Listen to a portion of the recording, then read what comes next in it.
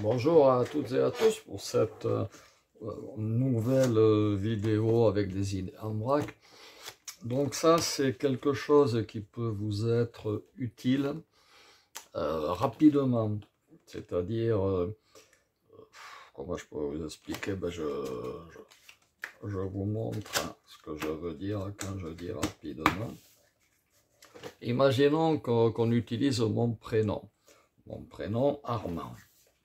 A-R-M-A-N-D. Voilà. Armand.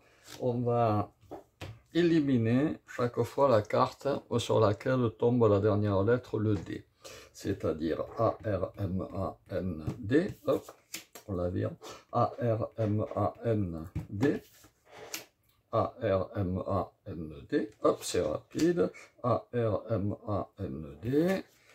A-R-M-A-N-D. Voilà, on a dégagé toutes les cartes sur lesquelles tombait le D, la dernière lettre. Il en reste une, c'est le joker. Voilà.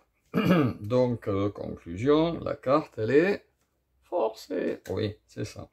Alors, soit on peut s'en servir de révélation, c'est-à-dire qu'on fait choisir une carte, ensuite on la contrôle et tac, on la révèle comme ça. Soit on peut s'en servir de forçage.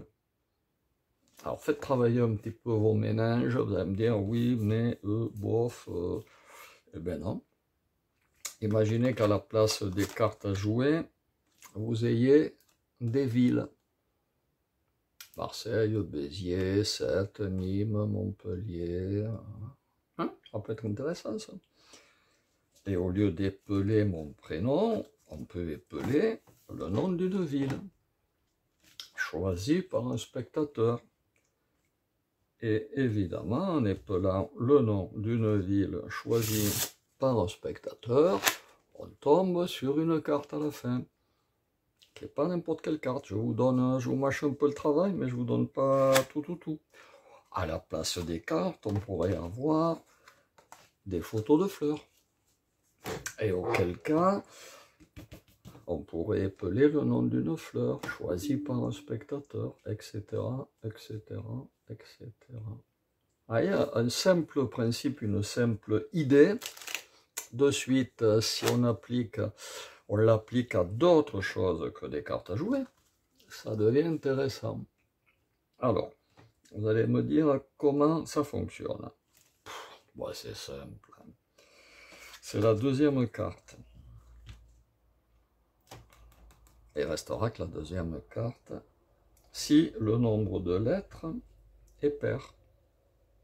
Armand, A-R-M-A-N-D, 6 lettres. Donc, A-R-M-A-N-D, voilà. A-R-M-A-N-D, pouf, on enlève. A-R-M-A-N-D, A-R-M-A-N-D, A-R-M-A-N-D, A-R-M-A-N-D, pouf, voilà. Et vous allez me dire si jamais c'est un nombre impair. Ah, eh ben si c'est un nombre impair, ça ne marche pas. Ouais, si, je rigole. On va prendre Porcel, P-O-R-C-E-L-L. Porcel, 7 lettres. D'accord? 1, 2, 3, 4, 5, 6, 7. L'avant-dernière. Alors, on peut essayer pour voir ce que ça donne. P-O-R-C-E-L-L. P-O-R-C-E-L-L, on élimine. P-O-R-C-E-L-L, on élimine. P-O-R-C-E-L-L. P-O-R-C-E-L-L. P-O-R-C-E-L-L. P-O-R-C-E-L-L. L'avant-dernière. Là aussi, je ne vous mâche pas le travail. Je vais vous laisser un petit peu cogiter tout seul pour utiliser des idées, puis vous les approprier. Quand c'est pair, c'est la deuxième, à partir du dessus. Quand c'est impair, c'est l'avant-dernière, c'est-à-dire la deuxième à partir du dessous. Allez, je vous laisse cogiter un peu pour essayer de trouver une idée, de manière à ce que ça soit toujours la deuxième. Voilà, du style P, O, R, C, E, L, L. Vous voyez, et puis après on les place sur la table. Hop, hop.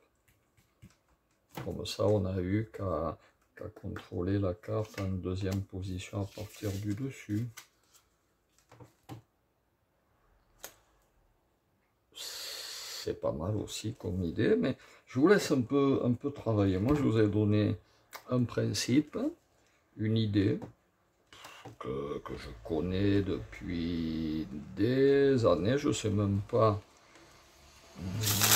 où j'ai vu ça, où j'ai lu ça, j'en sais rien, ça fait des années que je connais ce principe. Je m'en sers différemment. Moi, je vous l'ai donné brut, avec des cartes à jouer. Pensez qu'à la place des cartes à jouer, on peut avoir des villes, des animaux, des fleurs, des signes du zodiaque, des mois de l'année. On peut en avoir des choses. Au lieu d'épeler un nom ou un prénom, on peut épeler le nom d'une ville, on peut épeler un signe du zodiaque, on peut épeler le nom d'une fleur, on peut en épeler des choses. Rappelez-vous juste, pair, la deuxième, impair, l'avant-dernière. Voilà. En sachant que impair, ça sera l'avant-dernière et pair, ça sera la deuxième. Je vous laisse développer, vous approprier le principe, essayer de trouver des idées. Puis je vous dis à une prochaine fois.